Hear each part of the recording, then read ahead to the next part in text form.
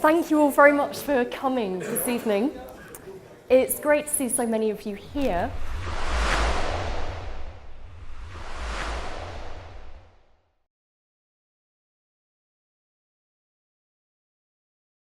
I have some bad news and some good news when I look at the US elections. The bad news is whoever wins the election will not make a big difference for global energy and climate policies going forward.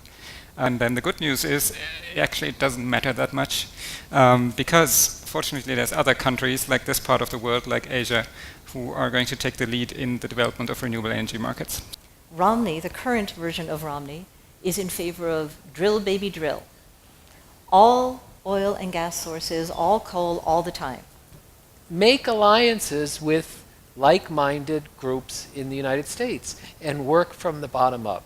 I think that's the way you will transform the way Americans think, and there are a lot of allies out there. Can Europe have influence on US policy on any question, not just energy, is a really interesting question. Not openly, because any politician in the US who admits they're being influenced by the Europeans is in a lot of political trouble within America. But in terms of influence on more indirect kinds of influence, certainly there is some, but US policy is largely domestically driven, and there's not a whole lot the rest of the world can do about US domestic policy, as frustrating as that is for the rest of the world. Well, in the most recent debates, Governor Romney has indicated that he sees a role for renewables in the future of the United States economy, but he's much more interested in market mechanisms that might lead to more efficiency or more price-efficient renewable energy than he is in government investments or government subsidies. So I think the difference would be movements toward renewables would be slower and would be certainly much more driven by private actors, private investment, than they would be under a second Obama administration, where I would expect the president to try and make a stronger push for government investment in these technologies.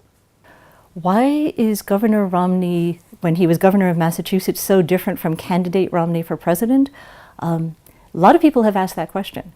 When he was governor of Massachusetts, he was very much a proponent of a transformation to a greener form of energy.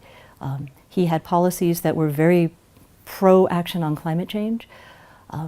But if you look at where he's getting his funding from and his political support from as a presidential candidate, it very much from, the funding in particular is coming very much from fossil fuel sources, from individuals and from companies that are supporters of fossil fuel or make their profits from fossil fuels. The Republican Party as a whole has distinguished itself by not taking seriously climate change, by very much having a macho attitude toward American energy independence. And Romney knows that if he wants to be the Republican candidate for president, those are the policies he has to adopt.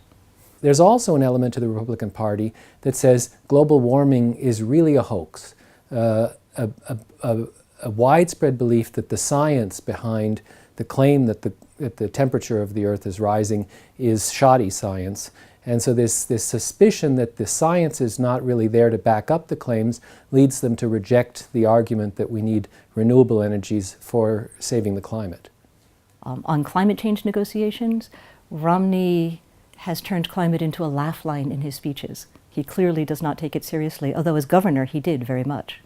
When you compare Romney's positions with what Obama has been achieving over the past 4 years, the difference becomes much smaller. When Obama took office, I think he had a choice between two major issues to push forward. One was healthcare and the other one was climate change.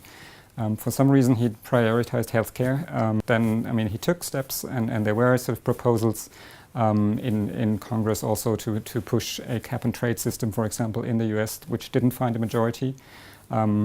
Another step the Obama administration took was the stimulus package, where they really became one of the largest venture capital investors. The US Department of Energy, in fact, did more deals in clean energy venture capital than some of the famous Silicon Valley venture capitalists.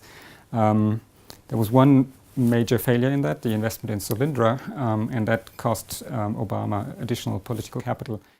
There's a certain sort of skepticism in parts of the electorate about any sort of claims that human beings would be in the position to ruin God's creation. So there's a sort of a religious route to some of this. And that is stoked, that is supported in not so subtle ways by the oil and gas industry. They promote this kind of skepticism in a variety of ways, and therefore there's a rather unholy alliance between religious conservatives, people that are skeptical about the science behind global warming, and big business that relies on extractive industries. What's happening globally with renewables is that production is coming much more out of China and demand is coming out of other parts of the world more than it is out of the US. An active role of the US could be very helpful. The US is still a large market, one of the big countries in wind energy. Texas alone has 10 gigawatts of wind energy installed. If we would have more states like Texas, or even the federal level would have clear policy, that would help.